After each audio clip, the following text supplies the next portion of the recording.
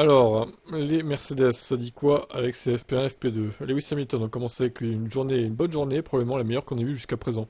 La voiture se sent très bien. Cette piste est tout simplement incroyable dans une F1. J'ai apprécié mon pilotage aujourd'hui. Et oui, Lewis Hamilton découvre la Formule 1 à Monaco, hein, du coup, évidemment. J'étais agréablement surpris par le niveau d'adhérence et la façon dont la voiture réagissait, ce qui en fait un pilotage beaucoup plus agréable que les deux dernières saisons. Lors de la deuxième séance, c'était un peu moins confortable. On a beaucoup de travail à faire pendant la nuit pour améliorer les longs relais et le graining à l'avant. Ah, ça c'est pas terrible, c'est du graining. Un sentiment positif avec la baisse du carburant. Nous ne voulons pas perdre cela, mais notre objectif est maintenant de nous améliorer sur les longs runs. Russell, un de nos meilleurs vendredis de l'année, la voiture se sent à son meilleur. Ma séance a été limitée par les vibrations de la direction. Dès que je touchais les freins, la direction tremblait. Sur une piste comme celle-ci, c'est assez inconfortable. Ça m'a fait reculer. Chaque équipe se développe très rapidement. Et vous pouvez voir à quel point les temps autour sont plus rapides cette année que l'année dernière. Eh oui, on a déjà battu la pole de l'année dernière en FP2. La voiture se sent bien et les temps de Lewis ont montré que la perf est là, mais Leclerc est très rapide. Nous savons à quelle vitesse les choses peuvent changer. J'espère qu'on se battra pour le top 5 demain. Ben, franchement, alors là, s'ils n'arrivent pas à rentrer dans le top 5 avec au moins une des voitures demain, là, mais je veux dire, mais c'est fini pour cette équipe, quoi. C'est mort et enterré, quoi. Vu les chronos qu'ils ont fait aux essais 1 et 2, là, je me désolidarise complètement de cette équipe.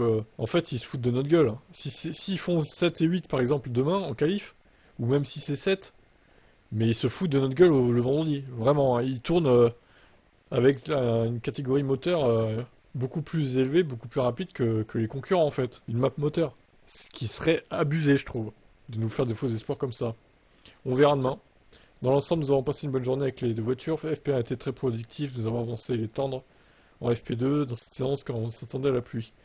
Donc ils les ont mis en premier, quoi. Même si ça s'est jamais matérialisé, ça signifie que nous étions avec des pneus usés pour les tendre à faible consommation de carburant dans l'après-midi. Ouais, donc en gros, ils ont pas tourné avec le minimum de carburant pour faire des chronos, quoi.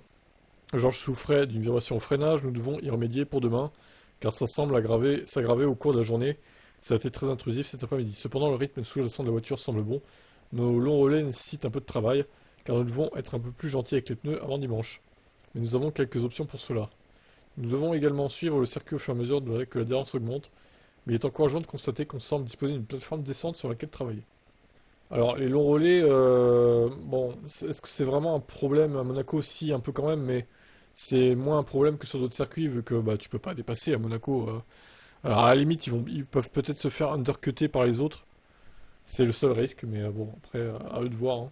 Attention, parce que la stratégie va être importante, parce que si tu tentes d'undercuter des gens qui te bloquent devant, mais si toi-même tu te retrouves derrière des voitures encore plus lentes derrière, t'es baisé, quoi. Donc la stratégie va être complètement cruciale sur ce circuit. Bon, j'espère que pour Mercedes ça va le faire. On espère un podium hein, pour la course, pour un des deux, surtout Lewis, du coup. Seul, on s'en fout un peu. Enfin, moi, je m'en fous un peu, perso. Même si, bon, c'est important pour l'équipe qui ramène des points, évidemment. Votre avis sur Mercedes?